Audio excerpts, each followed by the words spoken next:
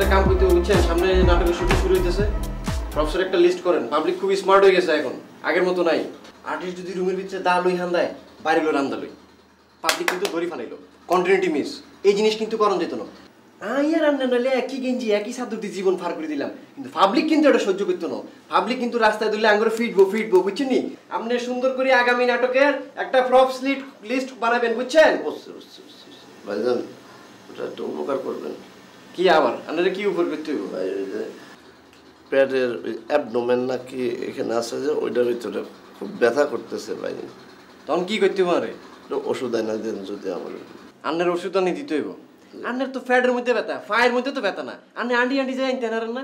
আরে বাজারে কি বাইরে আন্নের তো ফ্যাটের মধ্যে ব্যথা, ফায়ে তো ব্যথা না। আন্নে নিজে যাই আন্টি তো আনতেন পারেন ওষুধটা। আরে কিল্লে কইতেছেন? সিঙ্গারা খাইছিলাম, পেঁয়াজ আর মরিচ দিয়া পচা সিঙ্গারা, এরপর থেকে পেটটা খুবই ব্যথা করতেছে ভাই, ওষুধটা এনে দেন। আন্নের তো স্বভাব খারাপ, সামনে যা ফান তাই খান, গাবুত গুবুত করে খাইলাম। কি খাইতেছেন না খাইতেছেন এর কোনো হিসাব কিতাব নাই। দেন কি ওষুধ আনতে হবে দেন, টিয়া দেন। হ্যাঁ টিয়া দেন, টিয়া। ওষুধও আমি দিতাম আই, দোয়ারও যাইতাম আই, টিয়াও দিতাম আই। আপনার লগে মনে হয় হাজবেন্ড ওয়াইফ রিলেশন। ভাই কিছু কইলেন?